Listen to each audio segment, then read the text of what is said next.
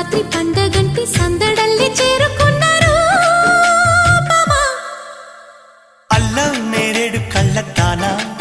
ప్రేమ వల్ల పడ్డానే పిల్లదానా